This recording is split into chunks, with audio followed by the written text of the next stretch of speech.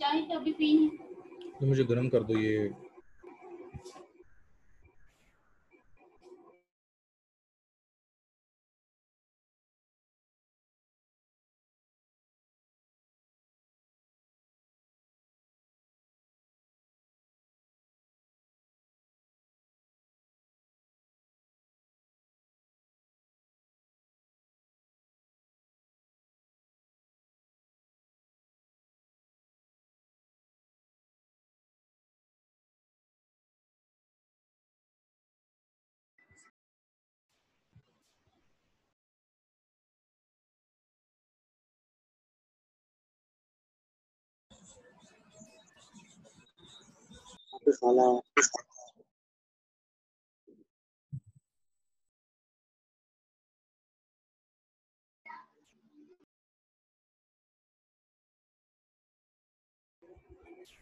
अस्सलाम वालेकुम क्लास, आप लोगों को आवाज़ आ रही है?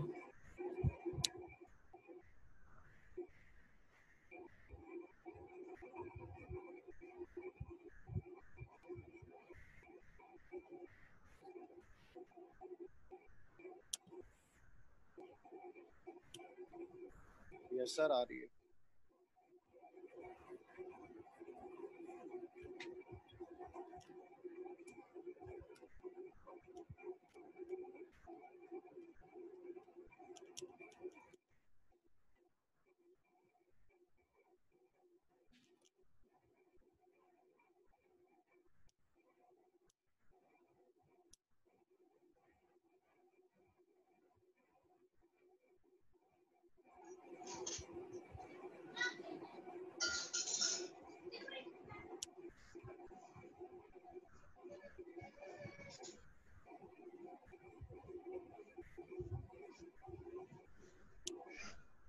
अच्छा क्लास, मैंने ग्रुप में आपके साथ जो अपडेटेड स्लाइड्स हैं वो शेयर किए हैं।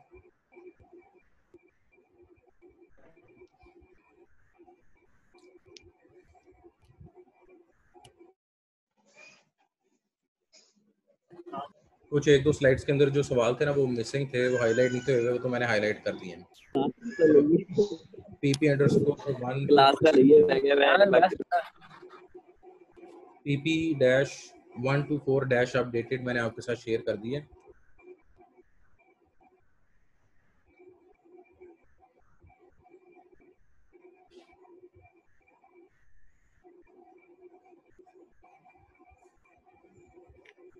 जो आज मैं अभी आपके सामने स्लाइड्स रखूंगा,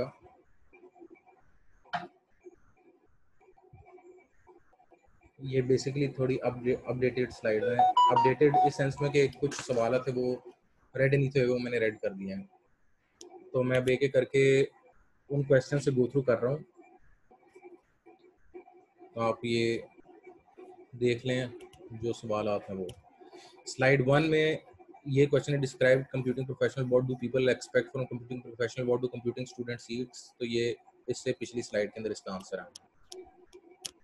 उसके बाद है जी व्हाट इज एथिक्स, यहाँ पे या जो भी थे लिखा हुआ आपने जुबानी याद करके वहाँ पे लिखना है। उसके बाद व्हाट इज कंप्यूटिंग एथिक्स, ये भी आपने जुबानी याद करके लिखना है। उसके बाद what is computing ethics, give example, ये पिछली स्लाइड में से ही आंसर है। Name for computing ethics standard, तो ये नीचे इसके 4 स्टैंडर्ड लिखे, ये आपने आंसर करना है। उसके बाद है जी सवाल व्हाट इज एन ऑर्गेनाइजेशन, तो ये आपने इसकी डेफिनेशन लिखनी है। फिर आपके पास सवाल है जी what are 3 legal forms of an organization, तो ये आपके पास जो 3 फॉर्म्स है वो अगली स्लाइड में, सोल प्रोप्राइटरशिप, उसके बाद पार्टनरशिप और कॉर्पोरेशंस।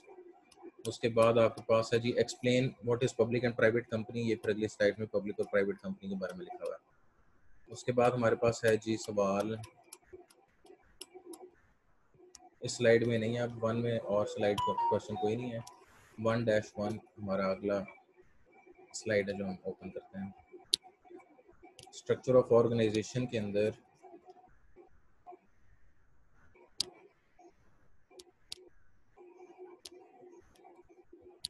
स्ट्रक्चर ऑफ ऑर्गेनाइजेशन के अंदर हमारे पास सबसे पहला सवाल है name and explain the functional units of an organization. उसके बाद है जी what is difference between centralized and decentralized organization. उसके बाद है सवाल identify and explain 3 management roles in an organization. फिर सवाल है पास what factors affect employ motivation, how can employ be motivated. फिर आपका सवाल है व्हाट इज परफॉर्मेंस अप्रेजल। उसके बाद ये आपका जो स्लाइड 1-1 है वो कंप्लीट हो गई। अच्छा, मुझे ये पता है कि कौन रैंक बना रहा है। आप अगर चाहते हैं कि आपके खिलाफ कोई एडमिनिस्ट्रेटिव एक्शन लें तो मोस्ट वेलकम। फिर बाद में आपको डिग्री ना मिली तो आपने मेरे पे इल्ज़ाम नहीं लगाना।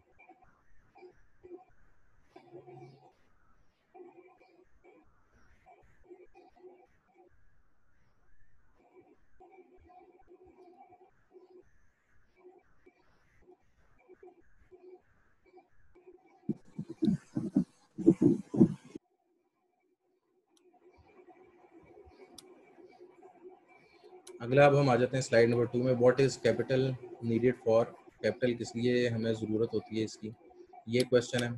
Name and explain source of funds, ये स्लाइड नंबर 2 का क्वेश्चन है। उसके बाद हमारे पास है जी write a short note on budget, ये अगला क्वेश्चन है। उसके बाद what factors affect costing process, ये पिछली डायग्राम में बताए हुए हैं और इनको आगे एक्सप्लेन किया हुआ है।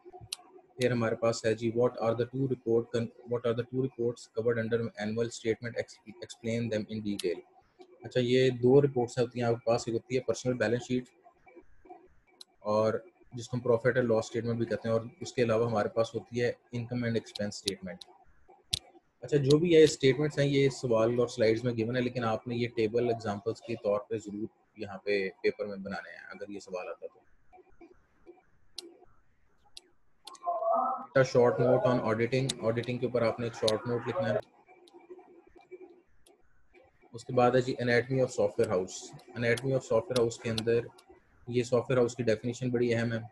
और उसके बाद जी आपके पास जो right and explain anatomy of software house, ये डायग्राम और इस डायग्राम के अंदर हर हेडिंग को एक्सप्लेन करना ये बहुत ज़रूरी है।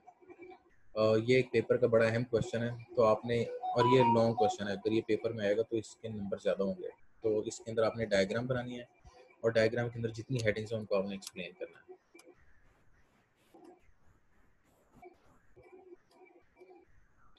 फिर जी हमारे पास अगली स्लाइड है कंप्यूटर कॉन्ट्रैक्ट्स। कंप्यूटर कॉन्ट्रैक्ट्स के अंदर मैंने कोई क्वेश्चन नहीं डाला। कंप्यूटर कॉन्ट्रैक्ट्स जो 48 से लेके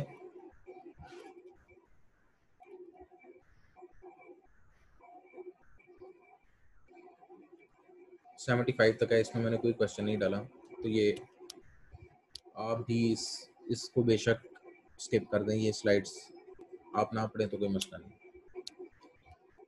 76 है जी professional practice intellectual property rights. तो इसमें हमारे पास है जी what does intellectual property right include, तो पेटेंट्स, डिज़ाइन। उसके बाद हमारे पास अगला सवाल आ जाता है जी what are intellectual property rights.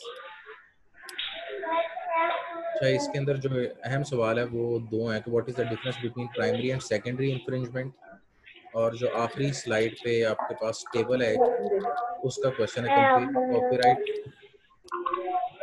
आखिरी स्लाइड पे आपके पास क्वेश्चन है compare copyright, patent and trademark. तो ये आपने टेबल जो है वो पूरे का पूरा एज सच बनाना है।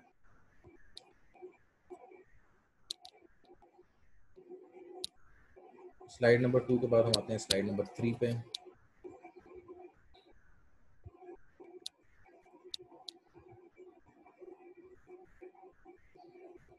तो ये इसमें राइट अ शॉर्ट नोट वाले क्वेश्चंस हैं। राइट अ शॉर्ट नोट वाला अगर कोई भी क्वेश्चन आता है, सबसे बेहतर आंसर तो ये है कि जो मैंने वीडियो लेक्चर दिया हुआ है वो आपके पास रिकॉर्डेड यूट्यूब पे अवेलेबल है। वहाँ से जब आप डाउनलोड करेंगे वो वीडियो लेक्चर या उसको देखेंगे तो ये टॉपिक वहाँ डिस्कस किया, और जो जो इन स्लाइड्स में यानी एम्प्लॉय रिलेशंस के अंदर जो स्लाइड में अहम पॉइंट है वो मैंने वहाँ पे डिस्क्राइब किया कि ये एक अहम पॉइंट है। अच्छा, अब जो अहम पॉइंट है वो आप पेपर में लिख देते हैं वो भी सफिशेंट है, या फिर आप ये स्लाइड्स एज सच इंग्लिश लिख देते हैं ये भी सफिशेंट है। अब राइट अ शॉर्ट नोट में 3 चीज़ें लाजमी होना ज़रूरी हैं, जो उसकी डेफिनेशन है, उसकी एक एग्जांपल और उसकी एक सपोर्टिंग सेंटेंस। शॉर्ट नोट वाला क्वेश्चन जो है वो 2 नंबर से ज़्यादा नहीं होगा आपका।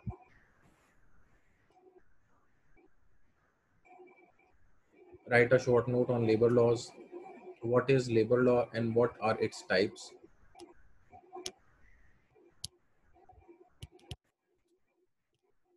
इसके बाद है जी framework of collective labour law. Sorry, question है जी आपके पास write a short note on employment terms, फिर है write a short note on minimum wage, write a short note on living expense ना लिविंग वेज, और उसके बाद write a short note on working hours. फिर है जी write a short note on health and safety, write a short note on discrimination. फिर अगली section में हम आ जाते हैं human resource management and software engineering. इसमें जो what is human resource and what is human resource management, इसके अंदर हमें डेफिनेशन लिखनी है। पहले इस स्लाइड में ह्यूमन रिसोर्स की डेफिनेशन है और अगली स्लाइड में ह्यूमन रिसोर्स मैनेजमेंट की डेफिनेशन और उसके पॉइंट्स हैं, ये दोनों लिखना है आपने। फिर है जी identify at least four human resource management models. तो ये आपके पास मॉडल्स एग्जिस्ट लिखे हुए अगली स्लाइड में। Long term strategic proactive, commitment to the organisation, self management, unitary perspective, flexible work flows, ये जितने भी हैं आपने इनमें से 4 के नाम लिखने हैं। सॉफ्टवेयर फैक्ट्री के अंदर आते हैं तो व्हाट आर 3 की elements of a software factory, वो हैं जी मेथड्स, टूल एंड प्रोसीजर्स। इनको एक्सप्लेन करना, तो ये मेथड्स की स्लाइड एक्सप्लेन हुई है, ये टूल्स की स्लाइड एक्सप्लेन हुई है और ये प्रोसीजर्स की स्लाइड एक्सप्लेन हुई है। इसको आप ऐसा लिख देंगे तो आपको नंबर पूरे मिल जाएंगे।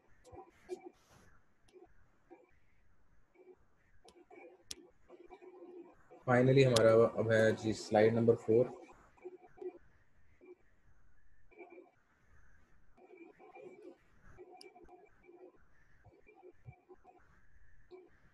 स्लाइड नंबर 4 के अंदर what are the management roles in employ safety.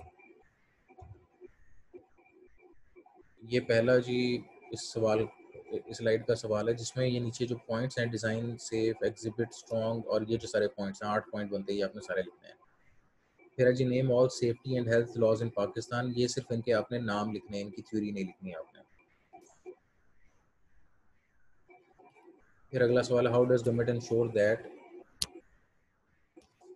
The above mentioned provisions are followed by the workplace. तो इसका जवाब है जी गवर्नमेंट इंस्पेक्टर्स को हायर करती है, सरकारी नौकर रखती है और उसके बाद वो इन्वेस्टिगेशन या इंस्पेक्शन के लिए जाते हैं। तो वो यहाँ पे एक्सप्लेन है, आप ये पूरे का पूरा इसको ऐसे लिख देंगे तो ज़्यादा अच्छी बात है, नंबर आपको पूरे मिल जाएंगे।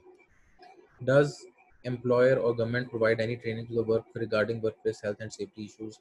तो ये आपके पास वो इदारों के नाम हैं जो कि ट्रेनिंग प्रोवाइड करते हैं। उसके बाद software safety liability and practice.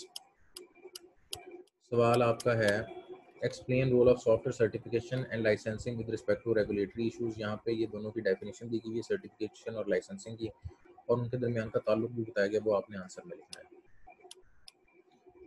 फिर उसके बाद आपके पास आ जाता है जी should software manufacturers be held liable for software defects. ये आप इसका आंसर दोनों है कि हो भी सकते नहीं भी हो सकते। तो जो भी आप पहले तो आप बताएंगे दोनों पर्सपेक्टिव क्या हैं, और फिर आप ये बताएंगे कि होना चाहिए, लायबल होना चाहिए कि नहीं होना चाहिए, और जो भी आप लिखेंगे फिर आप उसको जस्टिफाई करेंगे कि अगर आप कहते हैं कि जी सॉफ्टवेयर हाउसेस को लायबल नहीं होना चाहिए, उसके पीछे वजह के जी वजह ये कि इनोवेशन खत्म हो जाती है या फिर जो है अंडर प्रेशर काम सही नहीं होता, तो ये आपकी जस्टिफिकेशन हो सकती है। दूसरी साइड पे ये जस्टिफिकेशन हो सकती है कि नहीं लाजमी ने रखना चाहिए, लायबल होना चाहिए। ये दोनों पर्सपेक्टिव अगली स्लाइड्स में गिवन है, आपने जोन सी भी साइड लेनी है आप वो फिर एक्सप्लेन करेंगे पर्सपेक्टिव की। और आगे है जी सवाल define reliability and safety in context of software development. तो रिलायबिलिटी और सेफ्टी की डेफिनेशंस हैं, ये आपने एज सच वहाँ पे पेपर में लिखनी है। Explain 3 possible safety design strategies, ये नीचे 3 पॉइंट्स में लिखा हुआ है कि सेफ्टी डिज़ाइन स्ट्रेटजीज कौन कौन सी हैं। और फाइनली हमारे ये जो लेक्चर 4 है वो एंड हो गया।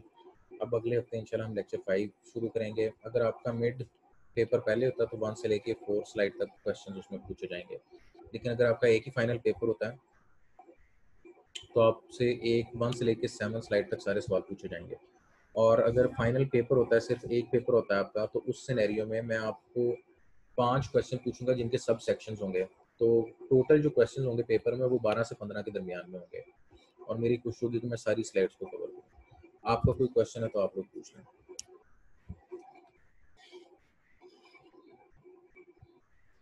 सर पेपर का अभी नहीं पता लगा कब होंगे। कि नहीं, मुझे अभी तक कोई इन्फॉर्मेशन नहीं आई पेपर्स की। इनमें जो आपका एजुकेशन मिनिस्टर है उन्होंने कहा है कि 15 सितंबर को इदारे खोलने हैं। तो क्या पता आपकी 15 सितंबर के बाद पेपर हो या उससे पहले पेपर हो, पता करने के लिए सीआर को शाजी या एडमिनिस्ट्रेशन से रुजू करना चाहिए। सर काफी यूनिवर्सिटी हैं जिनके एमएस के एडमिशन ओपन हो गए हैं। अगर किसी ने एमएस में एडमिशन लेना है तो फिर वो डिग्री के बगैर अप्लाई ही नहीं कर सकता। ये क्या मसला है? दिक्कत तो ये है भाईजान कि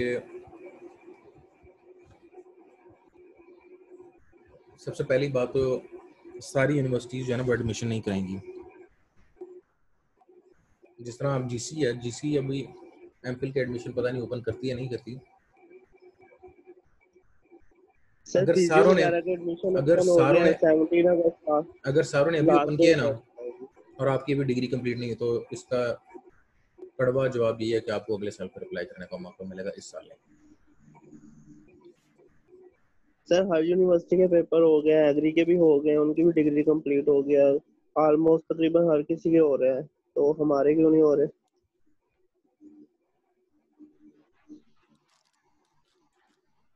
पेपर का स्केड्यूल कौन देता है?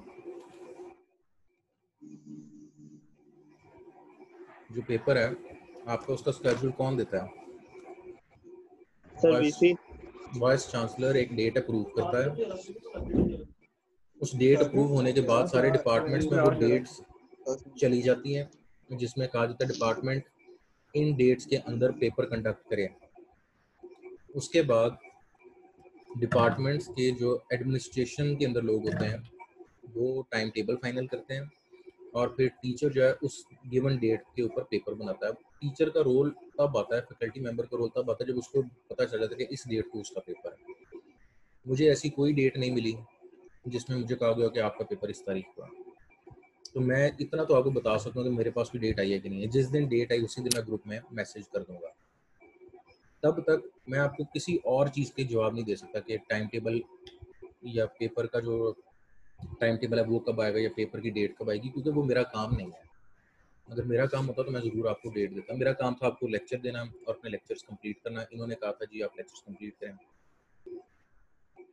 मैं तो वो लेक्चर्स कंप्लीट कराऊँ।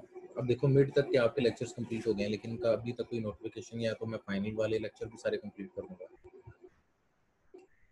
आप ये एडमिनिस्ट्रेशन से सवाल पूछेंगे तो उन पे प्रेशर बिल्ड होगा, तो आपको कोई एक डेट दे देंगे। मुझे अभी तक कोई पेपर की डेट नहीं मिली जिस दिन मैंने पेपर कंडक्ट करना हो।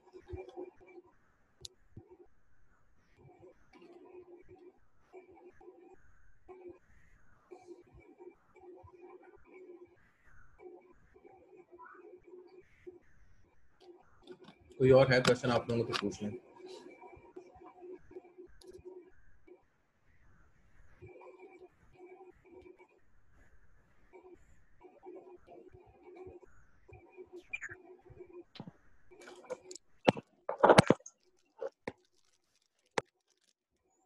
अगर कोई क्वेश्चन नहीं है स्टूडेंट्स तो फिर मैं सेशन एंड करता हूँ। उम्मीद करता हूँ आप और आपके घर वाले खैरियत से होंगे। मुझे बाकी क्लास वालों को रिश्तेदारों को अपनी दुआ में ज़रूर याद रखें। मुश्किल वक्त है, आपने नाउम्मीद नहीं होना। इंशाल्लाह हम अगले हफ्ते लेक्चर 5 स्टार्ट करते हैं। ओके स्टूडेंट्स, अल्लाह हाफिज़।